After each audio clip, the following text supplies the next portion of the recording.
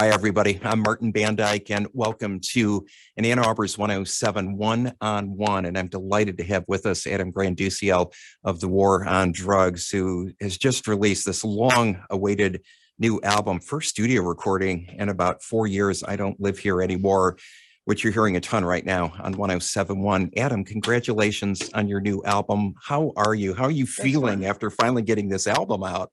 Honestly, it's been really amazing the last week. We were really excited to put it out anyway, and we were really pleased with it, and we felt like it was a great representation of the band and what it feels like to be on stage with us. And then I was just so excited to put it out into the world, and then it came out, and it's just been such a great week. People are so excited, and we're getting together tomorrow out in LA for a week or two of rehearsals, and it feels like things are moving, and we're beyond flattered. It's really great. How much have you been playing live since everything's shut down, obviously, with COVID in March of last year? Have you played many dates since everybody's reemerging slowly? No, the last show we played as a band was our annual Drugcember shows in Philly, which was in December of 2019. And then we did some recording in early 2020, and then everything shut down. And then the next time we got together was this past July for the first set of rehearsals. So we hadn't, the last year, the last 16 months of the record was basically done, kind of over email. And then me and Shawn were in the same room. We were together in LA, but, we weren't really together with with Dave or Anthony or Robbie or, so it's when they came out in July and then again in October, it was like seeing your brother for the first time in 20 years. I mean, we had the best time. And then we played, the first couple hours was a little rusty. And then we had some dinner, and it was like we didn't miss a beat. It was really great. So we're like beyond excited to just get this going. The Shawn you're referring to is Shawn Everett, who co-produced your album Shawn, with you. Yeah. Who is Shawn, and have you worked with him before, Adam? Yeah, he did. We did the last record together. We did A Deeper Understanding. He mixed it. He's him. He's he's a Canadian gentleman. He's from Calgary, and he won. I recognized him when he did the Great Alabama Shakes record, The Sound and Color. Oh, he recorded that record, and I was like, this record sounds crazy. And like, I looked up who he was, and I like wrote him. Went to his website, and like, he had some weird GeoCities website, with like a tiny picture of him. And I emailed him through it, and never expected to ever hear. I figured he was like, I don't know what I figured, but I heard back from about a month later, and he was like, "Oh man, I'm so sorry." Like, in classic Shawn, I know now, he's like, "So sorry, I missed, love your band." And we met up for coffee in LA, and we just immediately, I really liked how down to earth he was, and how just interested he was in record making and recording. And on the last record, we were kind of getting our relationship sorted. We had never worked together before, and by the end of that record, I think we kind of understood each other's process a little bit more than we did at the beginning of that record. And then so going into this one, we had experience together, and he took a great ownership of this record, and he's just a talent beyond. He's like a once in a generation kind of guy. So I feel so fortunate to have gotten to work with him on these two. Have you worked with other producers on some of your earlier works? Wagon Wheel Blues, Slave Ambient? Jeff Ziegler is a Philly guy, and we worked together basically on Slave Ambient, and he recorded a lot of Lost in the Dream. And a guy, Nicholas Verne, he's mixed Lost in the Dream. So yeah, I've definitely worked with. I've never been the kind of guy who could like do it all myself. You know what I mean? Like, and mix it myself. I need somebody else to help me kind of wrangle some sounds or like put it into perspective. So I've always looked for somebody to kind of be, a sort of co-pilot, if you will, on a lot of these recordings. And I've been really lucky to have worked with the guys I have. Yeah, interesting. I did an interview a few weeks ago with an artist, and I won't mention who. I'm not trying to make positive, negative comparisons, but he is a person who's also worked with some really excellent producer. I mean, T-Bone Burnett and Steve Lillywhite, and asked I thought a kind of innocent question, like, "Oh gosh, who was your favorite producer to work with? What was it like?" It's like, didn't like it.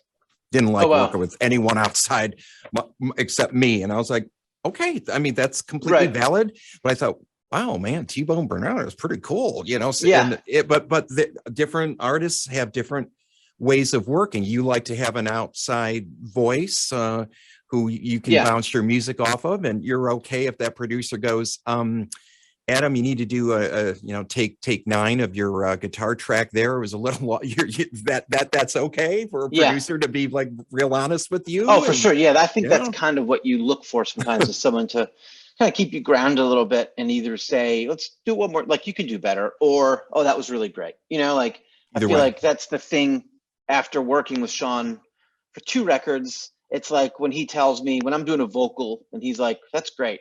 I'm like, okay, I feel confident and that if he thinks it's great, that I can, then it's probably fine. Like I'm probably a little bit in my head about this, or if I want to keep going on a guitar thing and he says, I think you have it. And I'm like, let me just do a couple more.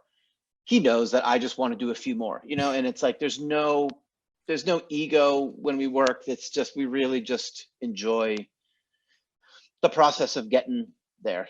And so for me, yeah, I need someone who can kind of keep me grounded, and also you need something to push against to be like, oh no, let's just mute everything and then let's see where that goes. And that, and it's tough to kind of make those commit to big decisions if you're just like by yourself with your Pro Tools rig. And it's like it doesn't feel as dramatic if you're just by yourself all the time. How far back did the oldest songs go on this album? Were they all written?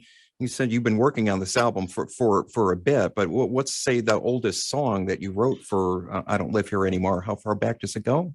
The I started writing it in early 2018. So I think the oldest song, the first 2 songs were basically I Don't Want to Wait and Change, that we demoed in March of that year. And then Hmm. actually on the record, Occasional Rain, the last song, that recording is actually from before we really started making the record. That was actually the demo.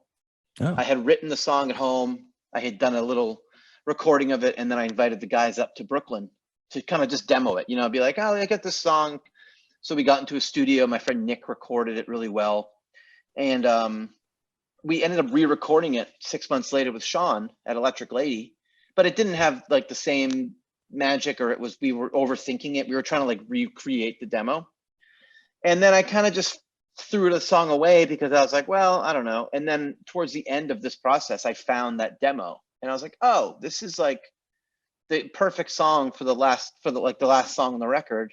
And the spirit of that night, that demo we had, was just so sweet. Everyone was playing so well. It's basically all live.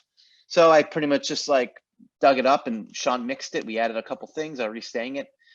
So that was probably the oldest actual recording, and that was like a kind of a random situation where the demo ended up being the perfect kind of spirit for what we were looking for.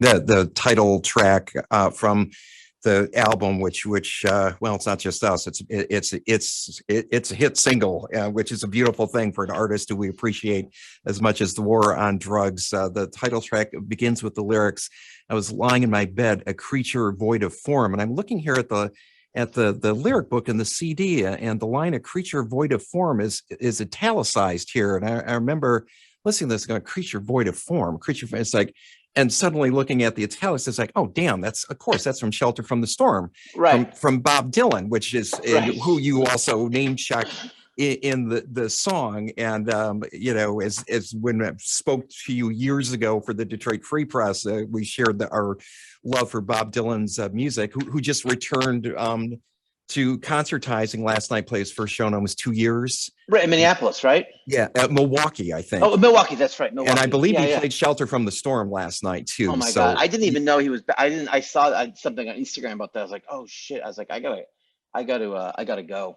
yeah, I'm driving down to. He's not playing Michigan this time around, but I'm seeing him in Cleveland this later this week. So it's a Oh quick wow. drive.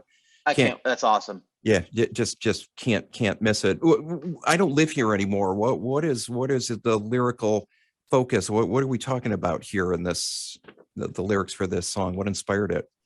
I think that line that I kind of came up with in like a free association demo session, just by voice and guitar, it kind of fell out, and then I liked kind of the affirmation of stating that you kind of like, it may be a situation where you don't necessarily know where you're going, but you know where you don't want to be, you know, like you Hmm. maybe don't know exactly where you're headed, but wherever it is that you're currently standing or wherever you've been, you know that you're past that place. Like that's kind of what I took from it. And I think that's kind of the story that after I did the demo one night, that's the story I kind of got out of that song. Mm. The opening track is again just the way it builds and builds, living proof, with again these lovely evocative lyrics. I just want to ask you just specifically about what drives that song lyrically and in general. What how do these things come together? Are you sitting with a guitar and a your iPad, or at the same time lyrics and music all coming together at one time?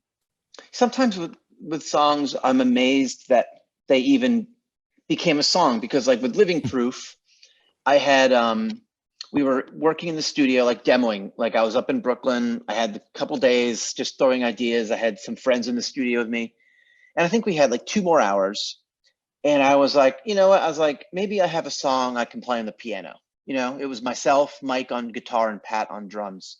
So I go into the piano booth and I open my iPhone. And I had like a voice memo of something that I had recorded on an acoustic guitar just like a couple days earlier in Philly, like 4 chords really quickly, like A, E, F sharp minor, C, like some progression I came up with.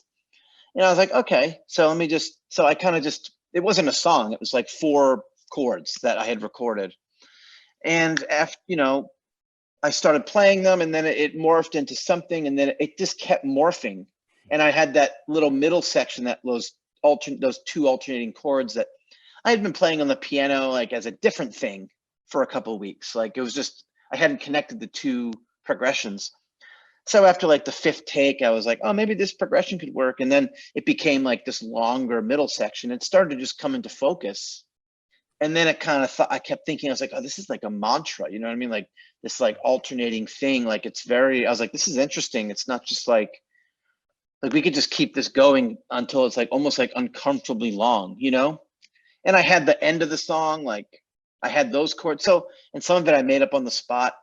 And then after like 10 takes, I was like, we just arrived at a song without even of just these fragments of ideas that I'd been playing on my own for a couple months, and it just happened in the studio. If we hadn't decided to do one more song, I don't see a world where I would have ever have came up with that song, because it just came about because of time. And you were like, it's every take you did, it started to make more sense. It was exciting, it was like walking on a rail or something. You couldn't have had that sort of urgency just in your room on an acoustic, it was Yeah. like everything was coming in real time. So that's sometimes how most songs for me are. Like it's little pieces that I have, and then when I get in the room with some players that I love, you kind of just tie things together, and you have little bits of pieces. And sometimes songs I have more of the song, but sometimes you Yeah. don't know where it's going to go, and then someone will do something and it'll just make total sense. Like, oh yeah, that's the next chord, duh. Mm. So that's I just sometimes, Dylan, like we were saying, he used to say like songs got beamed down to him. They'd ask him about like, it's all right, Ma, and he'd be like, I can't explain it. Like it just happens. And I feel like sometimes in the studio, there is that thing. It's like you're just working, and then things start happening, and you just react, and then you have a song. And you're like, wow, I don't even know how an hour and a half ago I had nothing, and now we have this like song that feels like we worked on the arrangement for weeks. It's like has such a interesting mood, and it just sometimes things just happen like that. And incredible how it does. How you're a dad now. Fatherhood figures more than a little bit in some of the lyrical content on the new album. What's that like? What's it like I being a mean, dad and being a working musician? That's a lot. I know. Well, yeah, we haven't. We haven't really been able. Haven't had to like. I haven't gone on tour since he's been alive. Mm. So I haven't had to really like figure that out yet. But making a record, it was it was, I mean, there's things that are tough about it. You know, your schedule changes and you always worry that maybe you're like, am I not going deep enough on this recording? You know, because it's like, make all these records and then they consume your life. And then you obviously have a kid and you're like, am I not like working as hard as I could be? Like, am I not like spending the time? But so you almost make up for it because you second guess yourself. But you know, it was I don't think I noticed it in the moment as much as afterwards, where I was like, oh yeah, like every morning we would work in my little music room and just make music together, or I would be working on the computer and he would be maybe playing a keyboard, and it was just like, it was just something that was always kind of happening in the house. So I think it's been a joy to kind of, and also just to share that with somebody who is really just, I didn't have access to music and musical knowledge when I was that old. I had to find it for myself, you know? So it's almost like, which is cool because he'll have access to all this music and equipment, obviously, and knowledge, but he can also go figure something else out, that find something that he hasn't gotten, you know? It's cool. Mhm. It's cool to see it from that side. So, but it's been great. And I'm Granduciel of the War on Drugs. Before we let you run, I'm going to ask you one just completely frivolous question, but it's important to me because it looks like on the cover of your album, you have a cup, and that sure looks to me like a coffee cup. And I'm a morning drive host, and I'm Oh a yeah. coffee achiever. Is that what you're drinking there? Yeah, that photo was taken when we were the first time that me, Dave, and Anthony went away. We were staying in this house like 100 feet from the studio. So we'd wake up in this Airbnb, make a huge pot of coffee, and walk 100 feet through the snow to the studio and start working at whatever 9 in the morning.